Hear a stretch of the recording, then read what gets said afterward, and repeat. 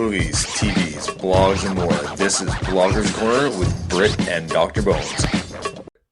Hello, I'm Britt from EclecticPop.com, and welcome to a new episode of Blogger's Corner on the Dr. Bones Show. And welcome the host of the most, Dr. Bones. How are you doing today, Doctor? Very well. How about yourself? I'm doing well. So, Britt, we'll let you kick it off, and we'll start off with Flash. So let's go for it.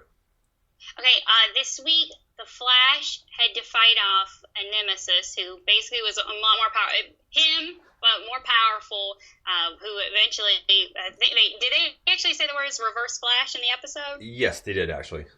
Well, okay, I think it was Cisco that kind of near the end mentioned it. Yes, with another one of his clever naming situations. So they had that. He's facing off with that. How is he going to surmount this villain? We learned at the end of the episode who we think it was very strange. He came the yellow suit. It was a man in the yellow suit, and that was Dr. Wells. So I guess it's good that because he was actually beat up by the Reverse Flash. So how he is the Reverse Flash and he was beating his own self up, there leaves a lot of questions. But Barry got off his chest how he felt about Iris, which she didn't reciprocate those feelings, and she was kind of telling him, I'm moving in with Eddie. Our relationship's going to the next level. So Barry finally decided to open it up to him. It was a very Caitlin's boyfriend, he came back, and it turns out we saw in the previous episode where he became Flame Man, but this week he showed off that he has a lot more powers than we originally thought because he was able to blast into the air using his fire power. Firestorm, right on, yeah. Yeah, so it was a really good episode, and I have to admit, this episode actually got me to almost cry.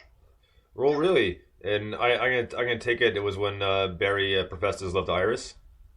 No, it was actually the scene where Joe told Barry how much he meant to him, and he said, I don't need the Flash, I need Barry Allen, and I was like, whoa, when he was talking about how much when he took him in as a kid, and I was waving away the tears. Okay, well, no, that was just so neat. Well, no, I can understand. Obviously, I mean, like, I don't get as emotional as you do for those shows, but but it was a very, very good episode. I was very impressed. I mean, they keep on impressing me, which is very nice because this show is continuing very well. Obviously, I mean, there was all build-ups and lead-ups, and the one thing that's going to be good is we'll get kind of into talking about in just 1 second is next season, because we're at the mid-season break right now. Next season, they're going to be developing Cisco's character a lot more, give him like a background.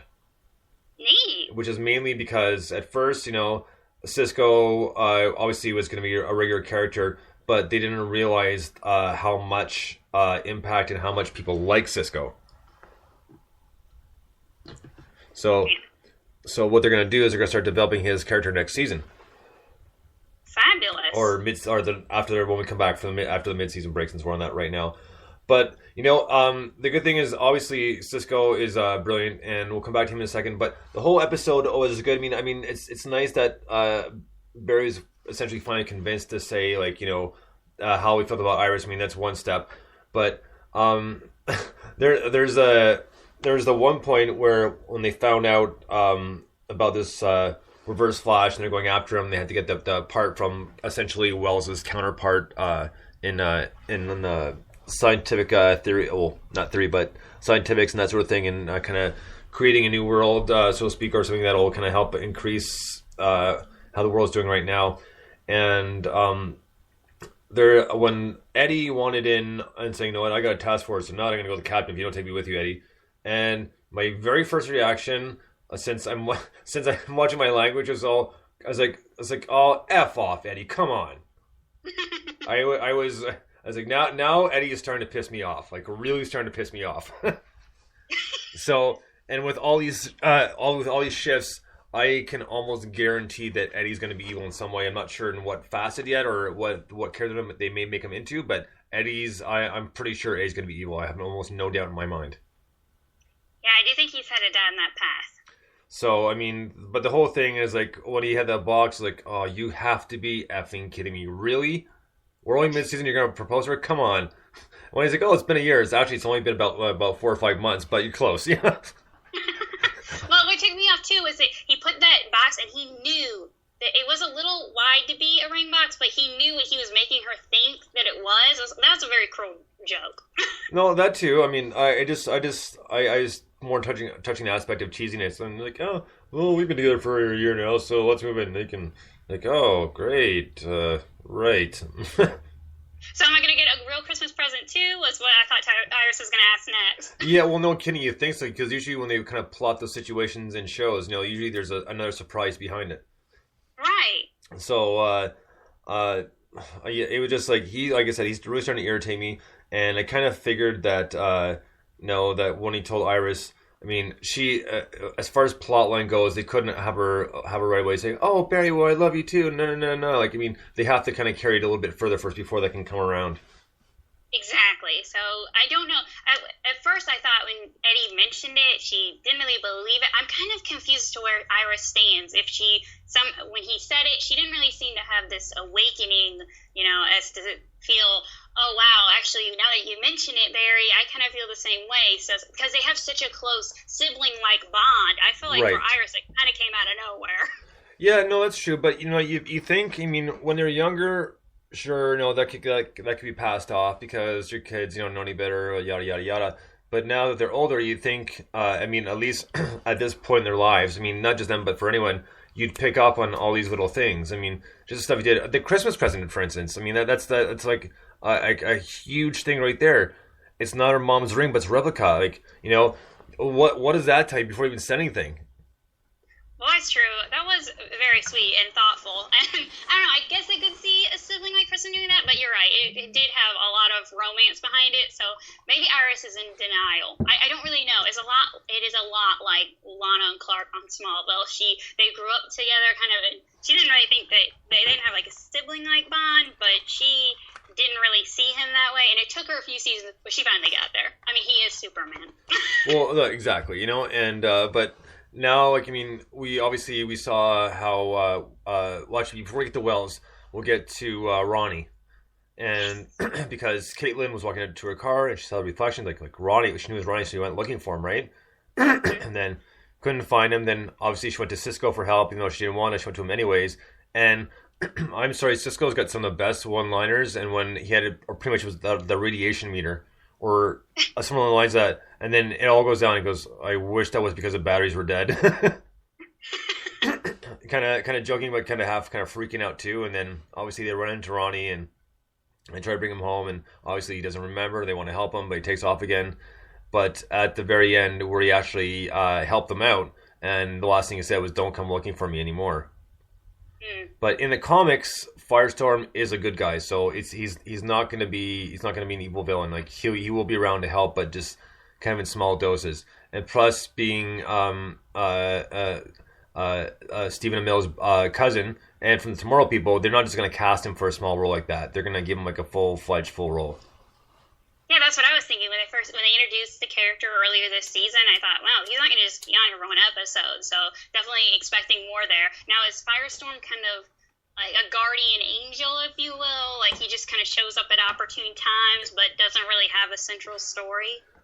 From what I know, yes, but there's I haven't gone into the complete background yet, but from what I've read so far, that's what it seems like. But obviously, they're going to defer from the comics a little bit to keep the show interesting. Okay. And the thing is too is like, even though I was kind of conspiring that Eddie might be a Reverse Flash, but then more and more when we thought about it, I was like, well, Wells is hiding so much, and why is he so concerned about the future? Then obviously, bam, he shows up. This is why, because he is a Reverse Flash. And the thing with beating himself up was essentially, to me, was just a gimmick, because with as fast as he can move, he can pretty much break the speed of light and pretty much time travel. So that would make much more sense that he did that to kind of keep along with what he was doing, was beat the crap out of himself, and then kind of show up later. And the one thing I thought was interesting too is like when they first brought him around, when Barry went after him, like he could barely catch him because like he was just always like 15 steps ahead, and he's like no, we've done this before, and like. And Barry's like, I don't know this guy. Like, I don't know you. Like, who the hell are you? And obviously, it all kind of tied in closer to the end when he was because he was obviously he told oh my god, why am I blanking his name? He told not Eddie but the father Joe. When he told Joe, he's like, I don't know this guy. And remember when Cisco said, he said, you know what, I was watching their force fields from the room, and the electric charge whatever it was, and I saw yellow and red. Which brings you back to when his mom was killed. What colors did we see there? Yellow and red. Yeah. So either, I mean, they haven't given us light to it yet, but either Barry knew he was going after it and tried to protect his mother, or they were fighting themselves, and then they kind of ended up there, and she kind of got caught up in the crosswinds, and then died that way, and then he killed her. Right, yeah, very possible. And my dad, he watches the show too, and he told me he really liked this episode. He said that he thought that Barry had traveled back in time, trying to save his mother, and so that thing that he saw was himself, fighting. Right. They were fighting to save his mom. And of course, now Wells has got that piece from the rival scientist, and of course you see him kind of talk. He's like in the Reverse Flash, look, we'll meet again, and he's like, oh crap, So the plot line is developing very, very well, and obviously he's going to be a regular villain, not just because he's Wells, but now that Reverse Flash has been introduced officially. Well, I think it's official out of this episode. He'll be more of a character, so it's going to be not necessarily cat and mouse, but that's sort of idea. Because they're going to have to be figuring these things out, because eventually Barry's going to be able to put two and two together. Because obviously, even though Wells going around the wheelchair and stuff like that, they can only buy it for so long. Because there's always been a few instances in the past few episodes where kind of they've been kind of not necessarily tipped off, but a couple of things that didn't seem right with Wells that kind of might lead them to believe like he's got an alternate agenda. Right. So. I'm very confused by his agenda at this point, and I'm very curious if they have the guy who plays Wells, Tom Cavanaugh, playing the Reverse Flash, because I was looking at the mouth of, you could see a little bit, it didn't look like his mouth to me on the Reverse Flash, so I don't know if they're using another actor just to throw us off, but I'm a little bit confused. Well, it's very possible. And I liked the fact when they tried to hold him, and just the fact that he was kind of breaking through, or just healing through his force fields, really quickly, that they couldn't believe it. And I thought that was really interesting, the way they did. And obviously, he couldn't take off without killing a few people. But, it's developing very well. And for some reason now, I don't know this for sure, but I think the other scientist is going to have a role to play in this, because she might have to help them to kind of dismantle this piece or find a way to kind of beat this piece when the Reverse Flash keeps on showing himself more and more. Yeah, I totally agree. I think she'll probably play more into it than she has. It's just interesting that when Wells was describing her, he talked about her being kind of an egomaniac, and I didn't really get that from her when we saw her. So I'm interested in the backstory of why they don't like each other very much. Which I'm sure they will develop or get into next season, at least give us a little bit more background. Yeah. I mean, they're gonna have to, now that he's got this piece, they're gonna have to do a little bit. And one other thing I can't remember where I saw it, but I found out about Cisco, besides them developing his storyline, is he's gonna have to help. Remember, he had that freeze ray and that fire ray sort of thing. Yeah. He's gonna have to help. I guess dismantle them or protect against them.